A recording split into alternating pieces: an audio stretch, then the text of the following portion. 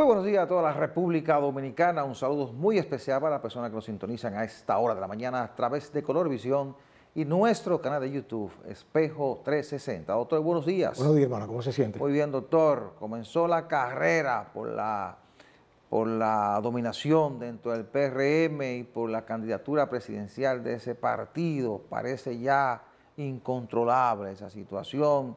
El liderazgo político se sienta también a dialogar con relación a la crisis haitiana, la inmigración de cientos de miles de indocumentados y la situación del país parece tornarse cada vez más difícil. Nos vamos a la semana 360 y regresamos en unos minutos. ¿Qué tal, amigos? Bienvenidos a este resumen informativo Semana 360. La crisis en Haití, un país que se encuentra casi en su totalidad dominado por las bandas armadas, representa un riesgo inmenso y multidimensional para la República Dominicana. Así lo advirtió el pasado martes el presidente del Consejo Nacional de la empresa privada CONEP, Celso Juan Marrancini. Sus declaraciones se produjeron durante su discurso con motivo del Día Nacional de la Empresa Privada y en el marco del 62 aniversario de la institución. Marrancini afirmó que la crisis haitiana tiene un impacto directo en la seguridad nacional, la economía y la estabilidad tanto de la República Dominicana como del continente.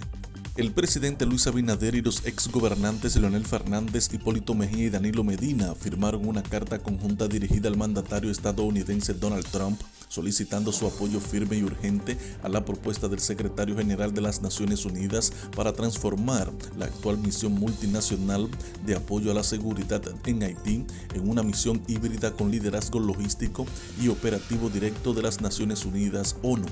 La misma carta fue dirigida por vía de sus embajadores acreditados ante la ONU a todos los países miembros permanentes y no permanentes del Consejo de Seguridad.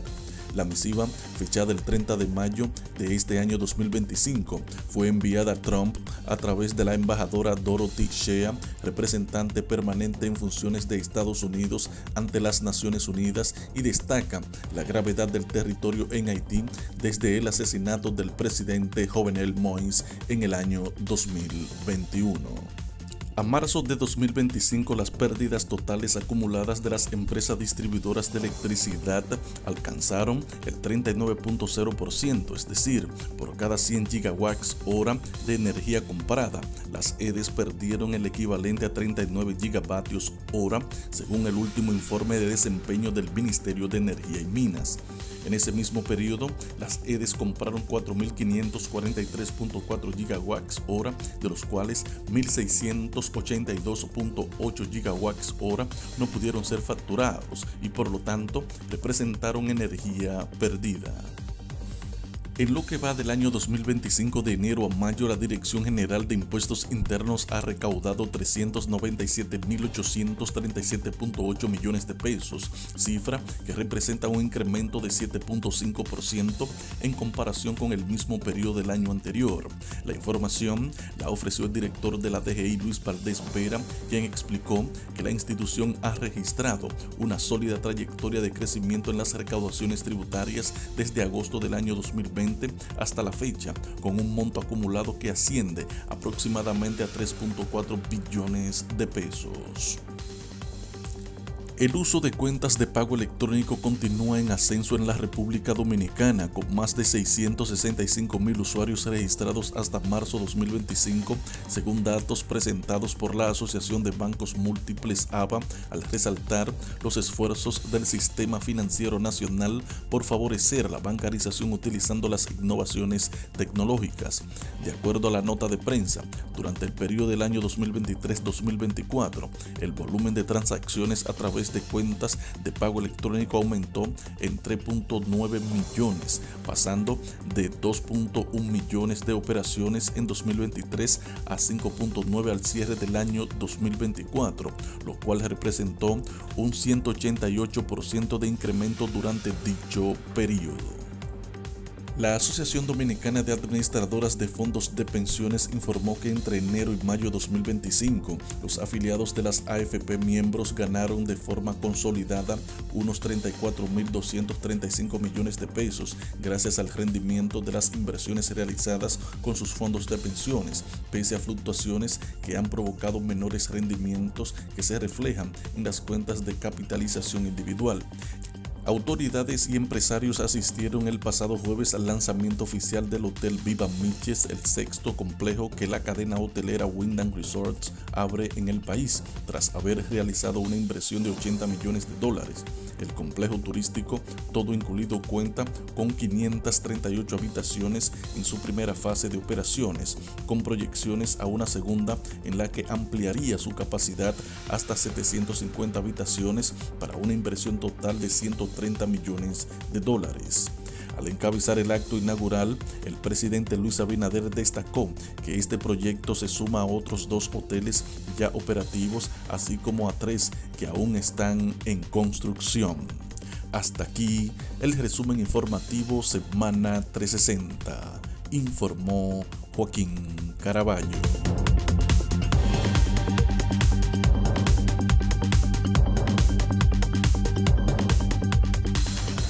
El PRM han hecho mucho esfuerzo por postergar las aspiraciones internas. Sin embargo, hay varios funcionarios del gobierno que tienen sus proyectos presidenciales y que muchos de ellos, o algunos de ellos, mejor dicho, miden muy bien en las encuestas. Y esa gente está en las calles, dependientemente de que el presidente le dijo que querían que pararan ese proceso interno hasta los más cercanos posibles del 2028, esa gente ha seguido trabajando y usted lo observa en las redes sociales, y usted observa las actividades que están haciendo, que son propias de la campaña interna de una organización política. Y eso se está combinando, lógicamente, con las aspiraciones de algunos de los dirigentes a ocupar posiciones de dirección dentro del partido. Hay 2 campañas a lo interno del PRM. Una por las posiciones de dirección de ese partido y otra por la candidatura presidencial de cara al 2028. ¿Qué tan peligroso puede ser eso para el PRM? Muy peligroso, porque el PRM debe tratar por todos los medios de hacer una buena gestión de gobierno, porque esa va a ser su carta de presentación. Lo he repetido en muchas ocasiones, va a ser su oferta al electorado. No puede el PRM venir a proponer de nuevo o hacer promesas de nuevo de cosas que fueron parte de su plan de gobierno hace 5 o 6 años y en el 2028 serían 8 años. Entonces, su mejor carta, un buen gobierno, soluciones en problemas de construcción de obras necesarias, de la salud, de la educación, de la transparencia, etcétera, etcétera. Esa debe ser su carta de presentación. ¿Cómo se logra eso? Trabajando, haciendo campaña. No se logra eso, doctor. Cierto. Mire, yo doy gracias a la vida de que me ha permitido observar el proceso evolutivo de la política dominicana desde afuera, ¿verdad? Sin participar como nada importante. Y he visto que aquí ha habido grandes ciclos en donde partidos muy poderosos, ¿verdad?, han ocupado la atención nacional. Por ejemplo, aquí hubo partidos como el PRD, el Reformista, ¿verdad?, etcétera, etcétera. Pero eran circunstancias diferentes, en las cuales hay ahora aspectos que no existían en ese entonces. Y aún así aquellos partidos terminaron desmoronándose. Caso del Reformista, que terminó hecho pedazos, para usar un término descriptivo, y el PRD, que ha sido la fuente de varios, diríamos, proyectos partidarios, que algunos llegaron al poder también. Incluso el caso del PLD, que fue un partido que dio una visión de coherencia interna que lo mantuvo 20 años en el poder. Sin embargo, ya he observado un fenómeno, y es que el germen de la destrucción del partido está dentro del mismo partido.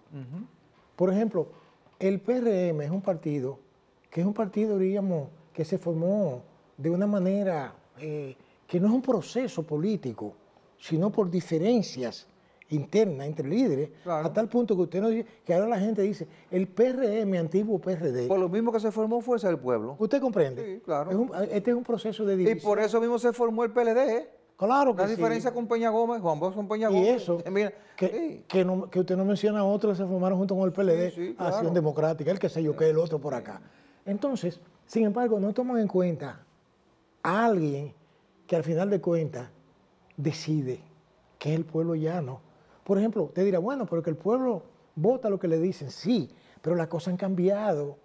Ya no, antes no existían redes sociales, antes no existían amenazas como que la que hay, por ejemplo, ahora, que tenemos una amenaza que uno la conocía, porque sabía que esa migración alocada iba a explotar. Y de hecho, nosotros tenemos muchos años en este espacio y siempre hemos hablado del tema, aunque no con tanta contundencia como ahora. Sí. Entonces, para este proceso electoral del 28, hay muchos factores muchos escollos que tienen que vencer los partidos tradicionales. Sí. Mucho. Primero, el discurso gastado, el más de lo mismo. La gente ya no está oyendo eso, Sí. porque no toman en cuenta que hay una nueva generación de personas que no piensa quizá como yo, que tengo Claro. más edad, Pero, o usted. y eso en términos generales, doctor. Yo me refería específicamente a la parte interna del PRM, pero en términos Bueno, generales, usted tiene razón, ¿eh? No, pero usted déjeme tiene razón decirle, en términos para generales. cerrarle sí, el comentario. Y es que entonces, las personas que están llamadas a tomar en cuenta esos factores que yo estoy mencionando, son los que menos están en eso.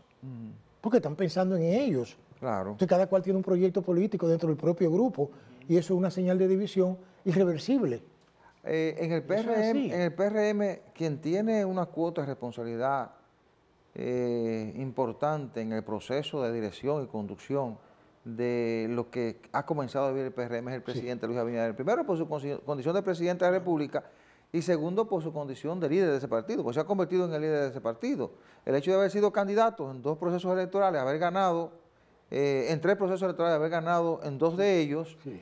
y el ejercicio del poder le ha dado ese liderazgo. Entonces, él tiene esa cuota de responsabilidad de conducir primero su gobierno para lograr resultados en función de lo que han sido sus promesas, y segundo, tratar de que ese partido logre hacer un proceso interno que le permita de manera paralela ir presentando soluciones, ejecutando las obras de gobierno y al mismo tiempo ejecutando o realizando su campaña electoral que les permita entonces competir con posibilidades de éxito. Eso es fundamental para el presidente Abinader, pero ¿lo hará el presidente con los niveles de independencia que se necesita? ¿Se convertirá en el árbitro? Lo pregunto porque él decía esta semana, decía en la semanal, todos los aspirantes del PR, todos y todas, decían, son buenos, tienen condiciones para ser presidente. Y en ningún momento dio señales de que pudiera estar de un lado o de otro. Eso va a ser fundamental para ellos. Eso es un discurso. Él tiene que evitar ese proceso. Oiga, es que eso es un discurso. El presidente pertenece a una clase política, a una clase social y económica, y él tiene bien diferenciados sus intereses. Ya. Y él tiene elegido a quien él prefiere. Ya. Lo que pasa es que tiene que mantener un discurso Claro. hacia la comunidad. O aparentar cierta Pero independencia. claro que sí. Dice que todos tienen condiciones. Claro que todos tenemos, hasta yo tengo condiciones para dirigir el país. El asunto no es ese. El asunto es los intereses creados que hay detrás de eso. Y ese grupo...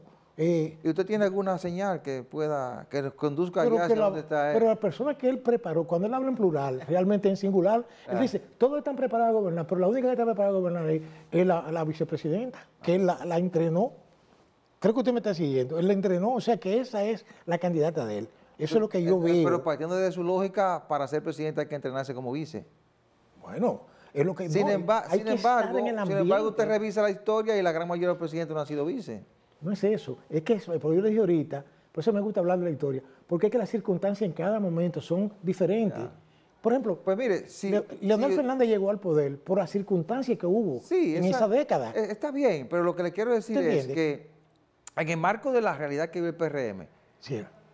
partiendo de la lógica que usted ha planteado, que mucha gente entiende lo que usted entiende, es verdad, mucha gente entiende que la preferencia del presidente pudieran estar con la vicepresidenta Raquel Peña. Entonces, pero, oiga, ¿dónde voy? Sí. Todo esto que hemos planteado sobre la base de la responsabilidad que tiene el presidente de conducir ese partido de manera tal que les permita llegar al final de la jornada interna sin la división, eso implica que él no sea parte de un proyecto en particular, porque a partir del momento en que él defina con quién está dentro y no se convierte en árbitro, ahí comenzó el problema del PRM. Es que ahí lo que sigue... Ahí comenzó el problema. Cierto, porque fíjense lo que pasa, es que lamentablemente para ese partido, el presidente no va a poder definirse sin establecer claramente cuáles son sus objetivos. O sea, porque el 28, en 3 años tenemos el 28 ahí, y entonces, ¿cuándo le va a decir? Él no tiene por qué decidir, supongo yo, que son las masas las que van a decidir, en los organismos del partido. Sí. Pero para mí que ahí hay un metamensaje, y eso, olvídese. Bueno, yo veo que él está, por el momento, dejando claro que no está empujando un candidato, independientemente de que en otro escenario lo haga, cosa que yo desconozco. Bueno, usted está observando que él pudo haber preparado a alguien para que le sustituya y quizás se sienta cómodo con esa persona.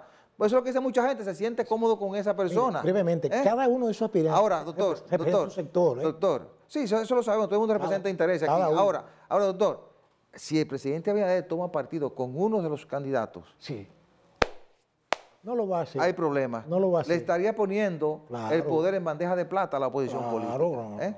Vamos a hacer la pausa. Yo no sé hasta qué punto el presidente y la gente del gobierno le presten atención a muchas cosas que uno ha venido advirtiendo en los últimos programas. Sobre la base de los niveles de problemas que se van presentando a través de los meses. Hay un problema que el gobierno lo está enfrentando, que es el problema de la inmigración, la cantidad de indocumentados irregulares en la República Dominicana. De hecho, esta semana hubo la segunda reunión del presidente con los expresidentes y esta vez en el Consejo Económico y Social, el CES, para discutir el tema. Qué bueno que se esté haciendo eso. Pero es un problema que no se resuelve de la noche a la mañana y es de los más graves que tenemos. Ahora, a mí también me está preocupando que el país viene arrastrando un déficit en su presupuesto desde el año 2004. Cada año aprobamos un presupuesto deficitario. Salimos a buscar casi 300.000 millones de pesos a los bancos nacionales e internacionales en préstamos. Y cada vez nos vamos poniendo una mayor presión a tal extremo de que hace poco se publicó un informe del bajo nivel de la inversión de capital, o del gasto de capital en el gobierno dominicano. Entonces a eso agréguele, doctor, que la clase media sigue sufriendo todas las consecuencias de la decisión de no hacer una reforma fiscal integral que se planteó el año pasado. Y ahora, usted observa, por ejemplo, en la Junta Central Electoral esta semana le aumentan todos los servicios, pero no fue que le aumentaron 100 pesos ni 40 pesos. Hay servicios que le aumentaron hasta el 150%. Un servicio VIP, un servicio para un acta, para un proceso judicial, un matrimonio, eso lo subieron a 150% algunos de esos servicios. Pero no estamos hablando de 10 pesos, es decir, un matrimonio que le costaba 10.000 pesos cuesta 20.000 o 25.000 pesos. Entonces usted se busca que también, de buena a primera, el Ministerio de la Vivienda anuncia un incremento de los precios de la supervisión de las obras. Es verdad que necesitamos supervisar las obras, es verdad que se necesitan recursos, pero ¿hasta qué punto se analizó esto con relación al impacto que pudiera tener en el precio de las obras y de un sector que ha tenido un gran crecimiento y que sigue siendo un soporte fundamental de la economía como el sector de construcción? Ahí tienen un lío con los constructores. Impuestos Internos desempolvó hace poco una decisión para cobrarle 2% a la tarjeta de crédito, todo el que pase una tarjeta en los colmados. Y usted va revisando una serie de reformas por instituciones que le van colocando presión y más presión a la clase media, sobre todo, que pudiera ser un peligro serio, doctor, para la seguridad y la tranquilidad de la gente. Déjeme decirle algo, aquí se juega siempre al olvido, pero ese desorden, diríamos, inflacionario, ha generado hasta problemas sociales profundos aquí, a tal punto de que, por ejemplo, en épocas anteriores hubo hasta estallidos sociales que llevaron a consecuencias funestas. Bueno, uno de los más recientes, 1984, ¿usted recuerda? Exactamente. Ahora, Claro. ¿pero qué resulta? Que yo estoy observando también que hay una mente como que no está observando la realidad. Porque, por ejemplo, fíjese esto, si usted está en un proceso que quiere mantenerse dentro de los esquemas políticos actuales del poder, usted le está dando entonces caldo de cultivo a lo contrario a usted. Porque, por ejemplo, si la oposición no tenía mucho discurso, porque había estado ya ahí y no había resuelto nada, ahora resulta que surgen nuevos problemas que le están dando discurso a esas personas. Entonces, ese aumento, diríamos, alocado de los servicios públicos. Entonces yo me pregunto, pero es que la Junta Central Electoral no tiene recursos. Claro que tiene recursos, porque si tienen miles de millones para regalarse a los partidos políticos, ¿por qué no hacen un esfuerzo? Digo yo, no es que no pueda, diríamos, equipararse, porque si hay costos que aumentan, claro, pues hay que buscar la salida, pero no hay que aumentarlo. Entonces, aumentarlo de una forma extravagante. O sea que eso son cosas que deberían revisarse, ¿verdad? Pero aquí no se revisa nada, aquí la cosa que sube no baja. Doctor, aquí hay una realidad que no la queremos entender, y es que el Estado necesita más recursos. O el gobierno, que es el que administra el Estado, necesita más recursos para responder a las necesidades de la gente. Claro. Pero no hemos querido hacer la reforma que realmente necesitamos hacer. Pero oiga. Para grabar a quien hay que grabar. Sí, pero a mí me gusta. Pero queremos siempre sacar el dinero a la misma gente, doctor. Usted me decía, a mí me gusta llamar las cosas por su nombre. Esos déficits fiscales, no es el pueblo el culpable de eso. No. ¿Quiénes son los culpables? ¿Dónde está ese dinero? Porque si hay un déficit, es porque está creciendo una deuda interna. Entonces, alguien no paga. ¿Quién no paga? Porque hemos dicho aquí 1000 veces que aquí hay sectores que tienen todo, exenciones, exoneraciones. Hay gente que hasta la placa le exonera. Pero esta semana, le acaba de decir la CEPAL al gobierno dominicano y a otros gobiernos de América Latina que la situación de los ingresos, los déficits que tienen, indican que este país necesita una reforma para poder seguir creciendo o para garantizar los niveles de crecimiento que tiene. Pero no es solo ese organismo, eso lo ha advertido el Fondo, el Banco Interamericano de Desarrollo, cada vez que se reúne con las autoridades dominicanas, se lo advierten. Pero no queremos hacer la reforma que hay que hacer. Pero lo que yo digo es que cuando se habla de reforma en términos genéricos, me llama la atención de que va a llevar todo el mundo ahí. No, y lo que pasa es que todo el mundo debe llevar. Exacto. Todo el mundo debe llevar, doctor. Exacto. Lo primero que hay que hacer es un recorte de gastos. Claro. Comenzando por ahí. Sí. Lo primero que hay que hacer, la reforma debe comenzar por ahí. La reforma debe comenzar también quitando exenciones. Ahí es que está el detalle. Quitando exenciones Ahí es que está el detalle. innecesarias. Hay exenciones que hay que mantenerlas porque son parte de estrategia para el crecimiento de determinados sectores, pero no generalizadas y eternas, porque aquí hay exenciones que son eternas, ¿verdad? Que no hay un límite. Pero nosotros citamos solamente esos dos aspectos. También hay que ser eficiente en el cobro, hay que grabar quizás bienes y productos que no están grabados, pero grabados de una manera justa. Pero además, no pensar siempre en que se va a hacer una reforma en que debe pagar a la clase media, porque por eso viene el problema de la reforma que se intentó hacer el año pasado, porque siempre se piensa en la clase media, y miren lo que están haciendo ahora. Como no pudimos hacer la reforma, necesitamos dinero, cada institución está haciendo su propia reforma, y eso va a crear un problema. Pero eso no va a traer las protestas que hemos evitado por mucho tiempo, pero yo me pregunto, y un clima de inseguridad. Yo me pregunto si ese proceso de aumento es legal, porque aquí hay texto legal establecido. ¿Cuáles son los organismos que tienen la facultad para hacer eso? Esas revisiones vendrán ahora. Oiga bien. Eso va a venir, cada sector va a tener que comenzar a revisar y usted verá mucha gente demandando en los tribunales. Lo estoy diciendo. Claro. Habrá que ver qué base legal tienen esos aumentos. Es así. ¿Entiendes? Entonces, hay que estar consciente de eso. El país tiene un déficit. No resiste tanto tiempo pero entonces, seguir manejándose con un déficit de casi un 30%. Pero es que... Sí. Porque estamos hablando de casi 300.000 millones de pesos. Eso le digo. De un presupuesto de 1.300.000 millones. Pero cuando usted analiza, usted se da cuenta que hay centenares de miles que van a un grupo.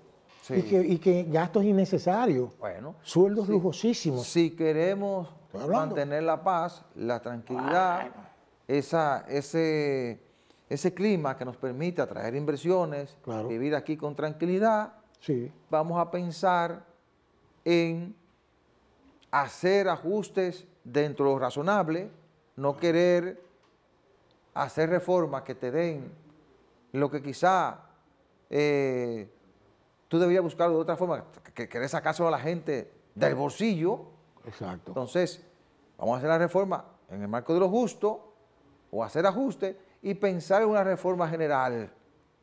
Una reforma que nos permita a nosotros devolver entonces ese nivel de ingresos que necesita el gobierno para poder responder a las necesidades del país, pero lógicamente siendo equilibrado, grabando a los sectores que haya que grabar y midiendo las consecuencias que se va a tener en cada sector, porque el clima de paz, de inversiones que tenemos es fundamental.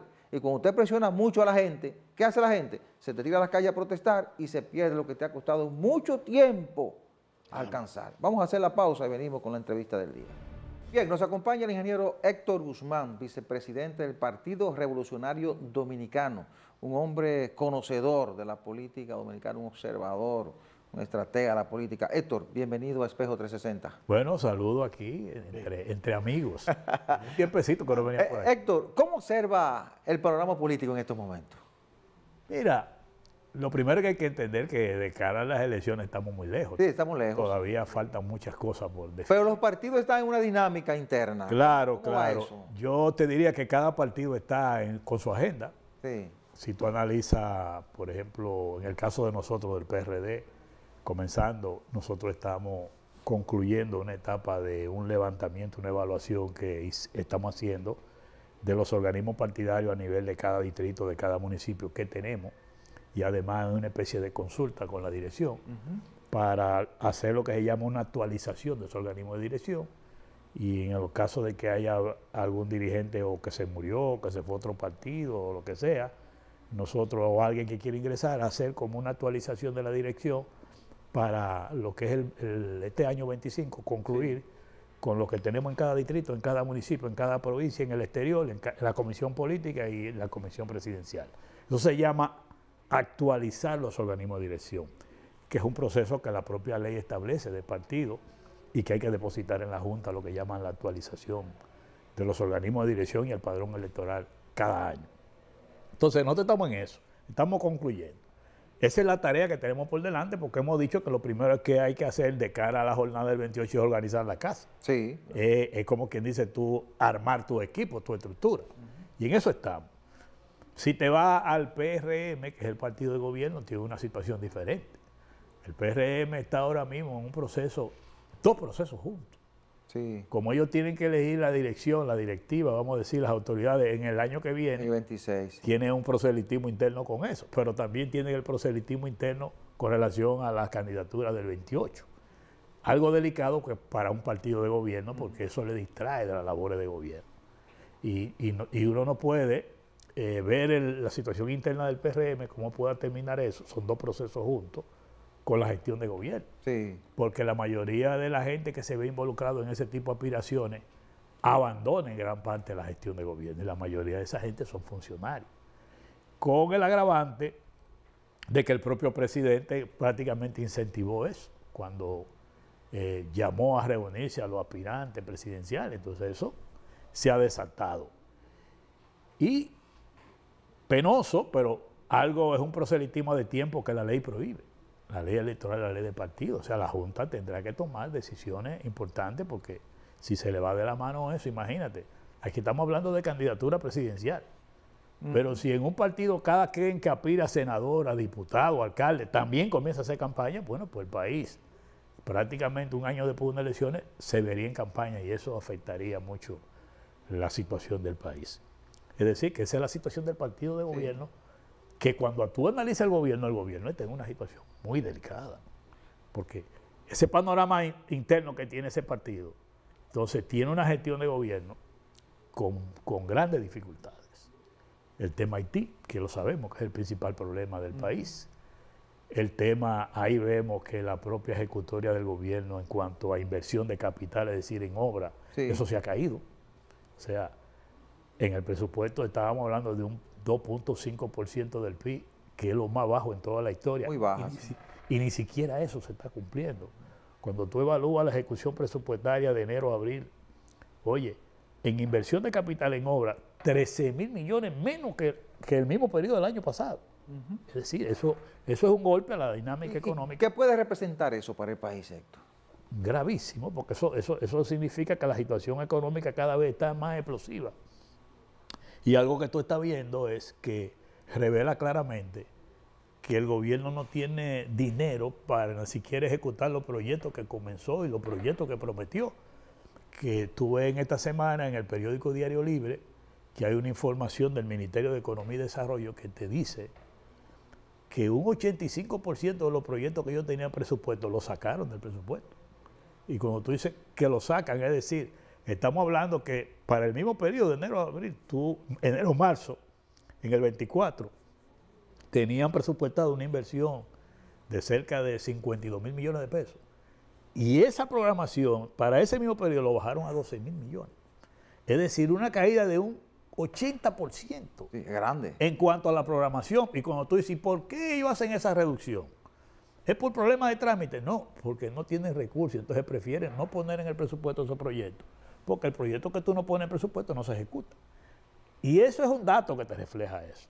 De cómo la inversión de capital, que es lo que dinamiza la economía, prácticamente en el gobierno ahora, en este año, es algo grave. Además de eso, tú ves que el gobierno está como llevando a cabo acciones administrativas para buscar dinero, como si fuera la reforma fiscal por pedazos. Por pedazos, sí. Que te la están poniendo. Lo primero fue el peaje. Sí. Un peaje que tú pagabas 60 pesos. Por ejemplo, la autopista Duarte. Llegó a 200. Lo llevaron a 200. Un aumento de 140 pesos cada vez que tú pasas por ahí. También hay un proyecto de ley que lo llevaron al Senado y lo aprobaron en primera lectura, que fue el de los residuos sólidos, que no es más que un aumento de impuestos también. Sí. A las empresas y compañías y personas jurídicas que pagan impuestos por el asunto este del tema de los residuos sólidos. Ayer, en esta semana me enteraba yo también ya que el peaje de las Américas lo habían llevado a 200 pesos. Sí, incrementaron. O sea, administrativamente. Sí.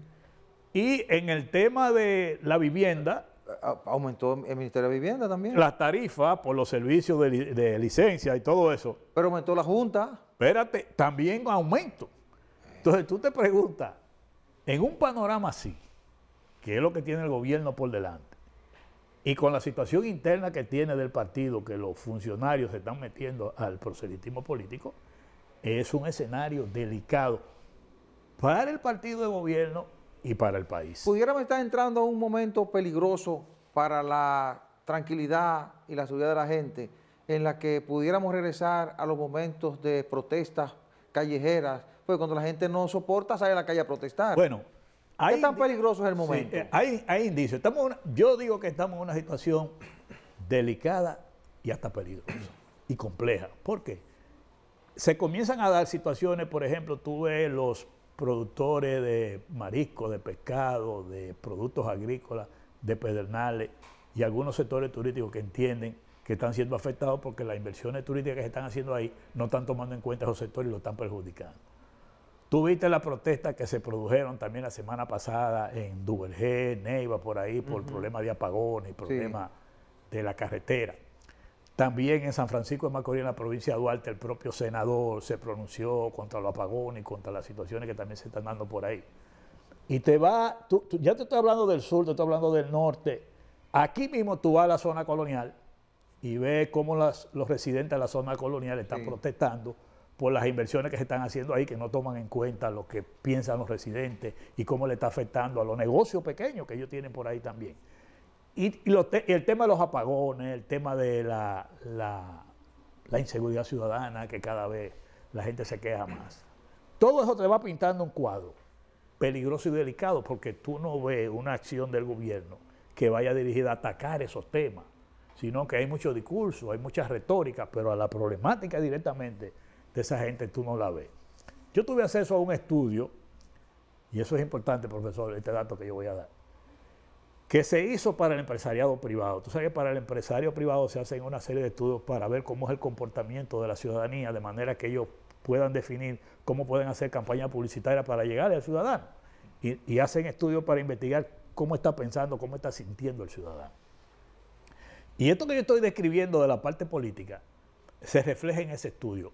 Para lo que tú decías, José María, del peligro de que aquí pueda estallar situaciones sociales, protestas sociales que puedan dar al traste con la estabilidad que tenemos social y política. Hay un alto riesgo de eso. ¿Por qué?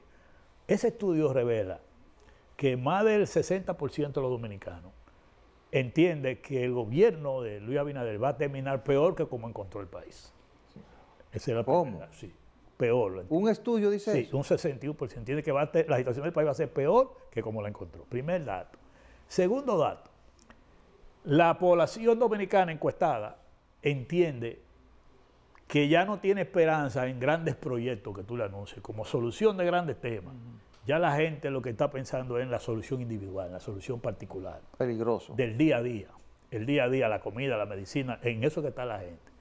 Y lo tercero, que es lo más preocupante, es que ese estudio revela que la gente ha perdido la esperanza en el futuro. O sea, ve un panorama de incertidumbre, de desconfianza y de inseguridad de cara al futuro. Enfoca que el problema de ellos ahora, del ciudadano, es la solución individual, no colectiva. Oye, qué dato más peligroso. Ya la gente dice que aquí lo único posible es resolver yo mi problema, porque no tengo la esperanza de que pueda haber soluciones colectivas, que eso se está apoderando de la población. Ingeniero, mire, precisamente yo escuché con mucho detenimiento su planteamiento y se pinta un cuadro tétrico desde el punto de vista político. Yo quiero ponerlo en contexto de mi pregunta. Como yo soy una persona pasiva y me gusta la lectura y los numeritos, y me puse a examinar la tendencia del proceso político en los últimos eventos electorales, que han sido más diáfanos que los anteriores. Sí, claro. Entonces veo que hay una tendencia preocupante para mí. Quizás sí, quizás no, pero preocupante para la gente que está en el poder, de que hay una tendencia a que la gente cree menos en la clase política. ¿Por qué? Porque los resultados implican de que en este último proceso electoral la abstención fue mayor que la participación. No porque yo lo diga, no, los resultados, sino que los números están ahí. Están, sí. Entonces, pero hay algo que me llamó la atención. Y esto es puntual. Que un partido, por ejemplo, como el PRD, es un partido emblemático, 1939, ligado a todos los procesos políticos de este país, etcétera, etcétera, etcétera, con sus alzas y sus bajas. Sin embargo, en este último proceso del 2024, obtiene la mitad del 1% y queda por debajo incluso de un partido que nadie sabía, todavía hay gente que ni sabe que es un partido que anda por ahí, no sé cuál es, no por despectivo, sino que nadie sabía. Entonces uno dice, pero eso no será que se acerca un momento en que pudiera haber, y además, para completar, personas que nadie entendía que podían tener algún tipo de significación, sacaron más de un 1%, casi un 2%. Dijo, bueno, pero esto es algo que los políticos deberían tomar en cuenta, si es que están en eso, porque la gente es como una caja de Pandora. Y cuando la gente viene a ver, usted se pone a mirar diferentes países que han dado sorpresas. Sí. ¿Usted cree que eso puede influir en los resultados de estos próximos procesos electorales? Mire, profesor, no hay duda, cada coyuntura electoral es diferente a la anterior. En el caso del PRD, nosotros, con los diferentes niveles de elección, nosotros todavía mantenemos el cuarto lugar como partido, la boleta número 4, en la casilla número 4, porque se miden todas las votaciones y en los otros niveles de elección sacamos un mayor porcentaje, porque el candidato presidencial, nosotros fuimos ya por un acuerdo de una alianza, pero sabíamos que no teníamos posibilidad de poder. O sea, ese es un escenario diferente. Ahora sí, ahora es verdad que la situación política, el liderazgo político en República Dominicana, eso ha cambiado mucho, y el ejercicio de la política. Yo he llamado, y si usted se pone a observar, las principales figuras políticas que hablan de que con posibilidades de ser poder, yo he dicho que la política dominicana ha retrocedido mucho en la calidad de su liderazgo. Usted encuentra aquí unos liderazgos que yo le llamo que son liderazgo orgánico y liderazgo que no son orgánicos, inorgánicos. O sea, aquí hay gente que es líder o se vende como líder o porque tiene mucho dinero o porque tiene un cargo público. Búsquenlo para que ustedes vean. Sí, es así. E inclusive una gran mayoría que usted le cuestiona la fortuna de dónde la saca. que es muy diferente al liderazgo antes, que usted veía que era todo lo contrario. La mayoría de los líderes de la época que nosotros nos formamos, era todo lo contrario. No tenía un peso y mucho liderazgo. O sea, no tenían ni villa, ni tenían finca, ni tenían nada. Ustedes no la encontraban ni a Balaguer, ni a Peña, eso no tenían finca ni villa. Vos, sí. Era una labor política de vocación. Cierto. Que por eso que usted ve que esos eran líderes que usted le decía hoy, tenemos que ir a Jimaní, y no tenían problema en ir a Jimaní. O ir a Dajabón. Pero ahora usted se encuentra con un liderazgo que usted le dice, vamos para Jimaní, y dice, pero yo coger para Jimaní y voy a descuidar mi finca o mi villa. O sea, lo piensan. No hay vocación política ahí. Claro. Y esa es la mejor demostración. Y yo le digo, obsérvelo. Usted observa el liderazgo que está discutiendo ahora y usted lo busca. Usted nada más tiene que poner, como yo digo, porque aquí nos conocemos todo. Sí. Como nos conocemos todos y sabemos la vida de cada quien, su trayectoria, usted se pone a ver. Fulano de tal dice, tiene cuarto millonario, ¿y dónde lo sacó? Pues, su cuestionamiento. Y yo he dicho que porque eso es lo que ha ido cambiando. Lamentablemente, la vida política ha cambiado y a veces ha cambiado para mal. ¿Y cuál es el peligro de eso para la política, para el país? Tenemos un alto riesgo. Un alto riesgo de que aquí se usa mucho el marketing, se usa mucho lo mercadológico y a la población se le vende una figura como la salvación y como ha pasado en otros países de América Latina, se ha convertido en un retroceso. ¿Qué oportunidad tienen ustedes ahí? ¿Qué nosotros, cuál es la responsabilidad? Y eso ha sido digno de estudio, muchísimos eventos de partidos políticos. ¿Qué es lo que nosotros tenemos que hacer? Aquí se sabe ya, en América Latina sobre todo, la incidencia mucho del dinero de la corrupción y del dinero del narcotráfico en la política, que salen candidatos, que salen diputados, eso lo sabemos. Ahora, hay una población que vota por ellos, porque eso es lo grande. Lamentablemente. O sea, no solo es la responsabilidad de nosotros como dirigentes, sino el votante también tiene que jugar un papel. Que nosotros hemos dicho y se ha discutido mucho en todos esos eventos es que también hay que hacer un trabajo con el votante, porque el votante tiene que aprender a votar. Porque si toda esa sinvergüencería tiene cabida, en gran parte hay una participación del electorado. No es que vamos a decir que vamos a culpar al electorado nada más, Claro. no. Yo soy lo que digo que inclusive la cúpula política tiene responsabilidad porque quienes presentan los candidatos son la dirección de los partidos. Porque cuando tú inscribes un candidato en la Junta Central Electoral, el candidato no se inscribe solo, lo inscribe el partido. Exactamente. Ahora, Y el partido tiene que comenzar a depurar. claro. O sea, pues, si yo inscribo a un narcotraficante que me lo han denunciado en su pueblo todo el mundo, yo como partido, como autoridad, soy responsable de eso, porque yo soy que lo estoy inscribiendo allí, él no se puede inscribir solo. No. La ley establece que los partidos lo inscriben, la candidatura la inscriben los partidos.